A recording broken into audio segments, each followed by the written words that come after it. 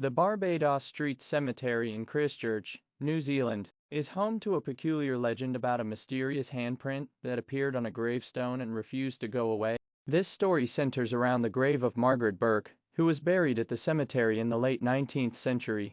21-year-old Margaret was the daughter of John Burke and Mary Umley. She come all the way from County Galway, Ireland, searching for a better life on the other side of the world. After arriving in the strange new country, Margaret found work as a maid. She lived and worked in the house of William Ready Money Robinson. William got his nickname because he paid for the enormous house and property with cash. Ready Money was a wealthy, well-known local man, famous for racing horses and enjoying the good things in life. During his world travels, he had taken on a man in Panama as his butler, Simon Chedeno. Simon and 3 girls, including Margaret, were all live-in servants in Ready Money's stately home. Chedeno had attempted to court Margaret, who turned him down. He was now seeing a young woman, named Mary, who he hoped to marry. Margaret and another maid, Catherine Glynn, teased Chedeno about Mary, hinting that she didn't exist and had made her up. This infuriated Chedeno, who thought the girls were mocking his integrity. On January the 9th, 1871, Robinson's wife Eliza was entertaining a guest, Patrick Campbell, when they heard screaming in the hallway. The door burst open, and Margaret ran into the room with Chedeno in hot pursuit. Patrick valiantly tried to restrain Chedeno, but he violently attacked Margaret, stabbing her several times. Margaret succumbed to her injuries, and the Robinsons found Catherine, also bloody and wounded, cowering in her room. Chedeno was finally overcome, and was arrested and taken to trial. He was found guilty of his crimes, and given the death penalty. He was hanged at Littleton Jail in April 1871. Margaret was buried in the Barbados Street Cemetery. The Robinson family organized and paid for the headstone and funeral. Just 1 month later, what appeared to be a bloody handprint appeared on the gravestone. This caused a sensation. The grave became a huge attraction, with people traveling great distances to see it. Many attempts were made to remove the handprint, but the stain refused to budge. The print would become fainter when the stone was wet, but it would rapidly reappear as the stone dried. Experts were perplexed. Scholars, investigators, and skeptics came from across the globe to try to unravel the mystery of the handprint on the grave. Round-the-clock observations were set up, and Margaret's last resting place was watched every minute of the day by those eager to solve the enigma. Young men on a dare would visit the cemetery late at night, or bring their giggling, nervous dates along after dark to scare them, and perhaps steal a kiss amongst the shadowy tombstones. The cemetery custodians were horrified. The cemetery had become a tourist trap, and sightseers were trampling over graves in an attempt to glimpse Margaret's headstone. They removed the headstone and replaced it with an unmarked stone. The handprint returned.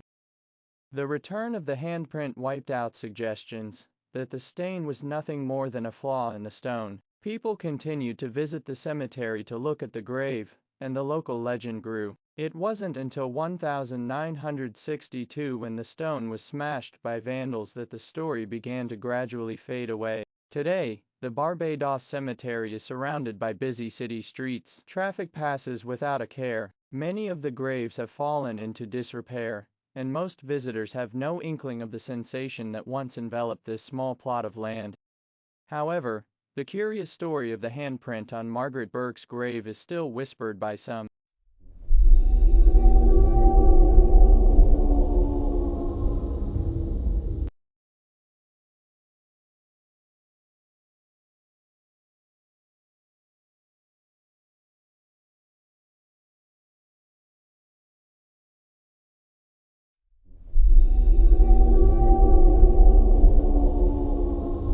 Rotorua, New Zealand is known for its spectacular geothermal activity, the lingering smell of sulfur, and other delights. However, the eggy smell of sulfur and intriguing, boiling puddles of mud aren't always the first thing on guests' minds when they stay at the Prince's Gate Hotel. Guests staying in a number of the rooms have spoken of unusual occurrences throughout the years. However, the most fascinating room has to be room 35, which is reportedly occupied by a female ghost who likes to flirt with single men. So who is she and why is she there? Let's look at the hotel's history. In the immediate area is the home of the Martha Gold Mine, which in its heyday in the early 1900s was one of the richest mines in the world. Hotels, restaurants, and other establishments sprung up to cater for the huge influx of miners and others eager to chance their luck. One of the very best of these newly sprouted establishments was the New Central Hotel, which was eventually renamed the Prince's Gate Hotel. The opulent New Central Hotel had 75 bedrooms and quality furnishings, as well as superior service, that put it above the rest.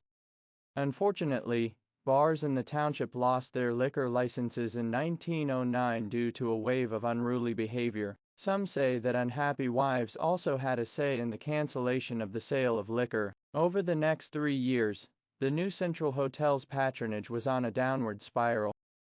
In 1912, the hotel enjoyed a resurgence of guests, when it was used for housing for police that were sent to the region to help quell the riots during the infamous miners' strike.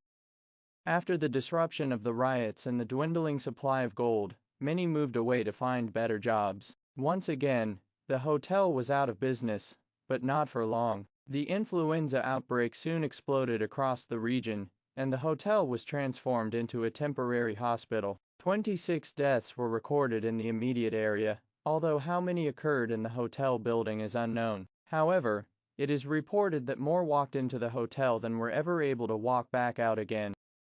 In 1920, it was decided to move the hotel to its current site. The hotel was carefully dismantled and transported in pieces by rail. The original builder was hired to rebuild the hotel, which meant the structure remained almost unchanged from its original incarnation. The letters and numbers that were written on the boards to assist in the reassembly process can still be seen. The rebuilt hotel opened its doors in 1921. Opposite the entrance to the government gardens, wooden arches gave access to the gardens. A set of gates that were erected in 1901 in honor of the visit of the Duke and Duchess of Cornwall and York. The Prince's Gate Hotel seemed like the perfect name for the newly reopened hotel. Now, back to our flirtatious ghost. They say the ghost is a woman with long hair dressed in a green dress. Not surprisingly, she is known as the Green Lady. It is said her lover died during service in World War II and she only appears to single young men who resemble her lover. Because of this, the room is usually allocated to couples. Young men who have stayed in the room alone report having the blankets pulled off them in the middle of the night, their feet being tickled, and their discarded clothes being moved during the night. Guests staying in room 25 and room 16 have also noticed an unsettling presence. There have been some spooked guests who have chosen to leave after being disturbed in their beds, but many opt to stay. After all, it's a unique experience that not all people will ever encounter.